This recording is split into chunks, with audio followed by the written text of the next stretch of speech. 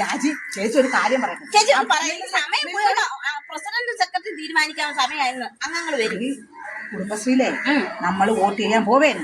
അപ്പോഴും മോള് പറയണം എനിക്കാണെങ്കിൽ പ്രസിഡന്റ് ആവുന്നില്ല. മഷിയൊന്നും വരില്ല. അത് മറ്റേത് ഇത് നമ്മൾ അംഗങ്ങളെ തിരഞ്ഞെടുക്കല്ലേ മോളെ. പക്ഷെ നീ പറയണം എനിക്ക് പ്രസിഡന്റ് ആവുന്ന ഭയങ്കര ഇഷ്ടമാണേ. പക്ഷെ ഞാൻ അത് ആവണമെന്ന് പറയത്തില്ല. പക്ഷെ നിങ്ങൾ എന്നെ നിർബന്ധിക്കണം. അപ്പോഴും ഞാൻ പ്രസിഡന്റ് ആവും. അപ്പോഴും നമ്മുടെ കുടുംബശ്രീയിൽ ഒരേ നല്ല കാര്യങ്ങളൊക്കെ ചേച്ചി ചെയ്യും. അത് പക്ഷെ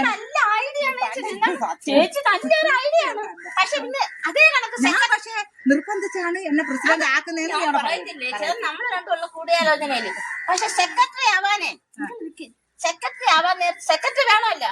അപ്പോഴും ചേച്ചി പറയണം രാജി സെക്രട്ടറി ഉണ്ടാക്കാൻ പറ്റൂല. അത് സുജ ആൾറെഡി. ചേച്ചി സുജ കഴിഞ്ഞ പ്രാവശ്യത്തിന് തിരുമറിയൊക്കെ ചെയ്തോണ്ട് സുജയെ നിർത്താൻ ചാൻസ് ഉള്ളതാണ്. ഞാനപ്പോൾ നിൽക്കുന്ന ചേച്ചി നമുക്ക് എനിക്ക് സപ്പോർട്ട് ചെയ്യണം. എന്തൊരു സപ്പോർട്ട് ചെയ്യണം? രാജി അങ്ങ് സെക്രട്ടറിയാണ്. നമ്മൾ രണ്ടും കൂടെ ആകുമ്പോ ഈ കണക്കും കാര്യങ്ങളും കൊണ്ടല്ല ആഴ്ച വരുന്ന പൈസകൾ അത് ഇച്ചിരി തിരുമറിയൊക്കെ അങ്ങ് ചെയ്തെടുക്കാല്ലേ. രാജി പൈസയുടെ കാര്യത്തിൽ എനിക്ക് നിന്നെ വിശ്വാസമില്ല. ഞാൻ പറയട്ടെ, ആഴ്ച 100 രൂപ ഒപ്പിക്കുന്ന പാടെ എനിക്ക് അറിയാവുള്ളൂ. അത് നീ അടയ്ക്കത്തൂല്ല. അടയ്ക്കാൻ വരുന്നവരെ കൊണ്ട് അടപ്പിക്കത്തൂല്ല. അടയ്ക്കാൻ വരുന്ന പൈസ നീ അടയ്ക്കത്തൂല്ല. എനിക്ക് വയ്യ. നിന്നെ സെക്രട്ടറി ആക്കുന്നെങ്കിൽ രാജി പറയട്ടെ, നിന്നെ സെക്രട്ടറി ആക്കുന്നെങ്കിൽ ഈ കുടുംബശ്രീയിൽ ഞാനില്ല. ഞാനൊരു പുതിയ കുടുംബശ്രീ രൂപീകരിച്ച് അതിന്റെ പ്രസിഡന്റ് ആയിക്കോളാം. എനിക്ക് നീ സെക്രട്ടറി ആകുന്ന കുടുംബശ്രീയിലേ ഞാനില്ല. ഞങ്ങളെന്തോ പൈസ കൂലിക്കാണ് നീ അടയ്ക്കത്തില്ല.